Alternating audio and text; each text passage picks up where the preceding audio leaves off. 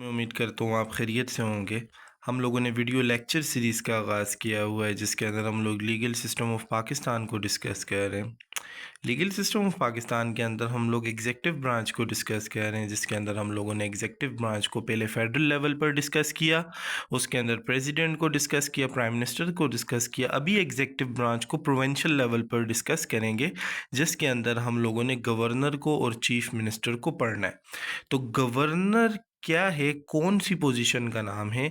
Governor आपके पास head of the province होता है यानी जो पावर, जो ड्यूटीज़ प्रेसिडेंट कंट्री लेवल पर परफॉर्म कर रहा होता है, स्टेट लेवल पर परफॉर्म कर रहा होता है, सेम एज इट इज़ वो ड्यूटी गवर्नर सूबाई सतह पर परफॉर्म कर रहा होता है। ठीक है, तो हेड ऑफ द प्रोविंस जो है वो आपके पास गवर्नर होता है। ठीक है, इसके बाद लिटरल मीनिंग क्या है?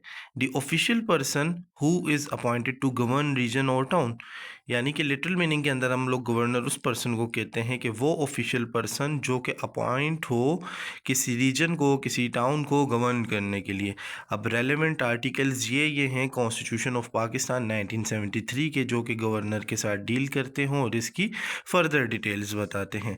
अब इसके बाद आगे देखते हैं अपॉइंटमेंट और क्वालिफिकेशन। गवर्नर की अपॉइंटमेंट कैसे होती है और बनने के लिए कौन कौन सी अहलियत होनी चाहिए, क्वालिफिकेशंस क्या होनी चाहिए। President appoint governor but on the advice of prime minister. कहता है कि प्रेसिडेंट जो सदर पाकिस्तान है वो गवर्नर को अपॉइंट करेगा वज़ीर आज़म की एडवाइस पर। He must be registered voter and resident of that province. यानी कि जिस प्रोविंस के अंदर उसे गवर्नर लगाया जाएगा वो उस प्रोविंस का रिहायशी भी होना चाहिए और रजिस्टर वोटर भी होना चाहिए। इसके साथ साथ he must qualified to become a member of national assembly and not less than 35 year of age. कहता है कि वो बंदा जो है उसकी एज जो है 35 साल से कम नहीं होनी चाहिए और वो उस कंसर्न प्रोविंशियल असम्बली का मेंबर बनने के लिए अहल होना चाहिए। इसके बाद कहता है the governor shall hold office during the pleasure of the president and shall be entitle to such salary allowances and privileges as the president may determine. कहता है कि जब तक सदर पाकिस्तान चाहेगा तब तक जो गवर्नर है वो अपने ऑफिस को होल्ड कर सकता है और उसे तमाम की तमाम जो अलाउंसेस हैं, सैलरीज़ हैं, प्रिविलेजेस हैं, वो प्रेसिडेंट की तरफ से मुहैया की जाएंगी जो कि डिटरमिन होंगी। ठीक है, इसके बाद सिलेक्शन ऑफ गवर्नर की बात की जाए तो जब गवर्नर की सिलेक्शन होती है ये प्रेसिडेंट की तरफ से होती है। अब प्रेसिडेंट के लिए ये ज़रूरी नहीं है कि वो किसी भी सूबे के अंदर गवर्नर बना रहा है वो विनिंग पार्टी में से ही बना है। अगर वो पार्टी लॉस भी की हुई और वो पर्टिकुलर पर्सन जो है वो जीता है और वो प्रोविंशियल असम्बली का मेंबर है तो वो उसे गवर्नर बना सकती है। ठीक है, और मोस्ट ऑफ द केसेस में ऐसा ही होता है कि जो प्रेसिडेंट होते हैं, सदर पाकिस्तान होते हैं, वो अपनी पार्टी का बंदा जो है उसे ही गवर्नर बनाते हैं किसी भी कंसर्न सूबे में। ठीक है, इसके बाद ड्यूरेशन की बात करते हैं। कहता है कि ड्यूरेशन क्या होगा? Duration as such limit for the governor to hold his office he could retain their office unless the will of the president. जब तक विल होगी, जब तक सदर पाकिस्तान चाहेगा तब तक गवर्नर जो है वो अपने ऑफिस को होल्ड कर सकता है। ठीक है, इसके बाद ओथ की बात करते हैं। जब गवर्नर अपॉइंट हो जाएगा तो ओथ किसके सामने लेगा? तो जिस सूबे के अंदर गवर्नर अपॉइंट होगा उस सूबे के अंदर जो हाई कोर्ट होगी उसके चीफ जस्टिस के सामने ओथ लेगा गवर्नर। ठीक है, जैसे मिसाल के तौर पर अगर पंजाब के अंदर कोई गवर्नर अपॉइंट हो रहा है तो वो लाहौर हाई कोर्ट के चीफ जस्टिस के आगे ओथ लेगा। अगर कोई खैबर पख्तूनख्वा के अंदर अपॉइंट हो रहा है तो वो पेशावर हाई कोर्ट के चीफ जस्टिस के आगे लेगा। इसी तरीके से सिंध का भी और बलूचिस्तान का भी होगा। इसके बाद इन एलिजिबिलिटी देखते हैं कि कौन सा शख्स गवर्नर बनने के लिए इन एलिजिबल है। Governor shall not hold any office of profit in service of Pakistan, he shall contest election. अच्छा, कोई भी ऐसा शख्स जो है जो कि गवर्नर बनेगा वो कोई भी ऐसा ऑफिस होल्ड नहीं कर सकता जिससे वो कोई प्रॉफिट जनरेट कर रहा हो, मतलब एक वक्त पर एक ही काम कर सकता है। ठीक है, इसके बाद कहता है कि he will not contest the election for membership of parliament और प्रोविंशियल असम्बली। वो अगर प्रोविंशियल असम्बली का या पार्लियामेंट का इलेक्शन लड़ेगा तो वो गवर्नर नहीं रहेगा, उसकी मेंबरशिप जो है सीज हो जाएगी, उसने नहीं लड़ना, उसने सिर्फ और सिर्फ गवर्नरशिप पर फोकस करना। When a member of a parliament is appointed as a governor he or her seat will be become vacant. कहता है कि अगर when a member of a parliament is appointed as a governor, अगर कोई parliament का member जो है वो गवर्नर अपॉइंट हो जाएगा तो जिस सीट पर वो पहले था वो सीट उसकी वैकेंट कंसिडर की जाएगी। ठीक है, इसके बाद इसकी पावर को देखते हैं कि गवर्नर की पावर क्या क्या होती है। इससे पहले मैं आपको बताता चलूँ, अगर आप लोगों को ये नोट्स चाहिए, इसका PDF रिक्वायर्ड है, तो आप सिंपली मेरे साथ व्हाट्सएप पर रब्ता कर सकते हैं 030133974996। मैं आपको इन नोट्स का PDF प्रोवाइड कर लूँगा, साथ आप मेरे वीडियो लेक्चर को सुने और इसके PDF को एक दफ़ा रीड करें। इंशाल्लाह आपको लीगल सिस्टम ऑफ पाकिस्तान के अंदर किसी भी किस्म का मसला नहीं रहेगा।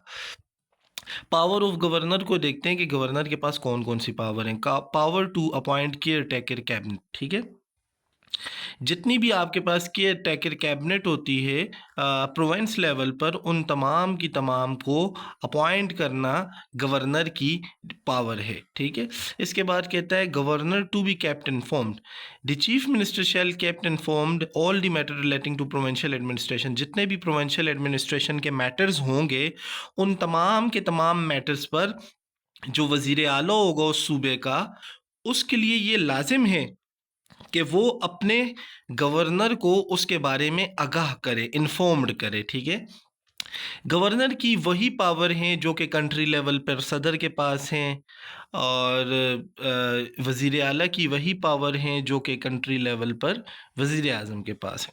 इसके बाद कहता है right to address provincial assembly. Governor के पास ये एक राइट है, ये पावर है कि वो प्रोविंशियल असम्बली के अंदर किसी भी इशू पर एड्रेस कर सकता है, खिताब कर सकता है। डिसोल्यूशन ऑफ प्रोविंशियल असम्बली कहता है कि प्रोविंशियल असम्बली को डिसॉल्व भी कर सकता है, लेकिन इसके लिए उसे एडवाइस की रिक्वायरमेंट है। अगर चीफ मिनिस्टर एडवाइस करता है तो उसके बाद जो गवर्नर है वो तहलील भी कर सकता है, यानी कि डिसॉल्व कर सकता है प्रोविंशियल असम्बलीज को। इसके बाद आगे देखते हैं गवर्नर एसेंट फॉर लेजिस्लेशन, कि कोई भी बिल प्रोविंशियल असम्बली से पास होगा, सही है, उसके बाद वो जाएगा गवर्नर एसेंट के लिए। जिस तरीके से कंट्री लेवल पर प्रेसिडेंशियल एसेंट के लिए जाता है ना, इसी तरीके से गवर्नर के पास जाएगा, गवर्नर उसे वीटो करेगा तो उसके बाद वो बिल जो है कंसिडर किया जाएगा। अगर गवर्नर उसको उसके ऊपर अपनी एसेंट नहीं शो करता, अपनी मंजूरी रजामंदी नहीं देता, तो वो बिल जो है वो रिफ्यूज्ड कंसिडर होगा।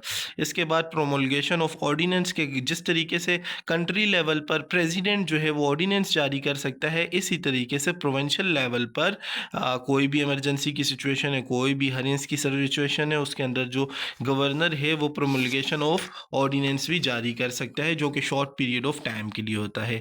एमरजेंसी पावर्स, एमरजेंसी पावर के अंदर जितनी भी आपके पास लॉ एंड ऑर्डर की सिचुएशन हो जाती है, उसके अंदर प्रोविंशियल जो है तमाम की तमाम अथॉरिटीज़ को यूज़ कर सकता है। इसके बाद अपॉइंटमेंट ऑफ एडवोकेट जनरल।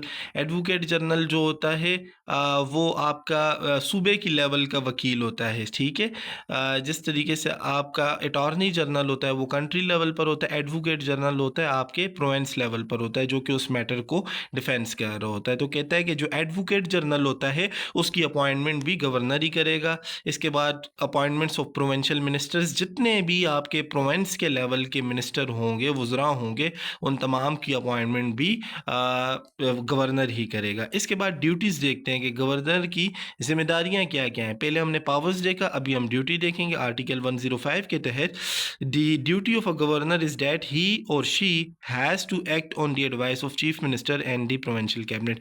कहता है कि जो भी एडवाइस वजीर आला और उसकी प्रोविंशियल कैबिनेट की तरफ से दी जाएगी उसके अकॉर्डिंग गवर्नर ने एक्ट करना है, उसकी ड्यूटी है। ठीक है, क्योंकि जो वज़ीर आला है, चीफ मिनिस्टर जो है वो हेड ऑफ दी क्या है, गवर्नमेंट है प्रोविंशियल लेवल पर, और उसने जो कुछ भी एडमिनिस्ट्रेटिव मैटर्स से कंसर्न्ड शो करने हैं गवर्नर को, तो गवर्नर ने उसको एक्सेप्टेंस देनी है। इसके बाद कहता है रिमूवल ऑफ गवर्नर, गवर्नर की रिमूवल कैसे हो सकती है?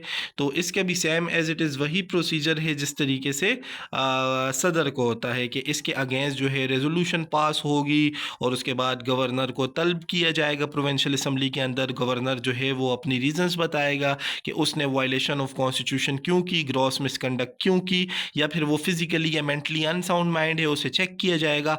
अगर ये बात प्रूव हो जाती है तो उसके बाद 2/3 मेजॉरिटी होगी, और 2/3 मेजॉरिटी अगर गवर्नर के अगेंस्ट वोटिंग हो जाती है तो गवर्नर जो है रिमूव कर दिया जाएगा। अगर 2/3 मेजॉरिटी वोटिंग नहीं होती तो गवर्नर जो है वो अपने ऑफिस को कंटिन्यू रखेगा। ठीक है, इसके बाद अगली वीडियो के अंदर हम लोग डिस्कस करेंगे दूसरी एग्जीक्यूटिव ब्रांच को प्रोविंशियल लेवल पर, जो कि चीफ मिनिस्टर है। मैं उम्मीद करता हूँ आप लोगों को ये वीडियो पसंद आई होगी। I wish you good luck. Allah हाफिज़।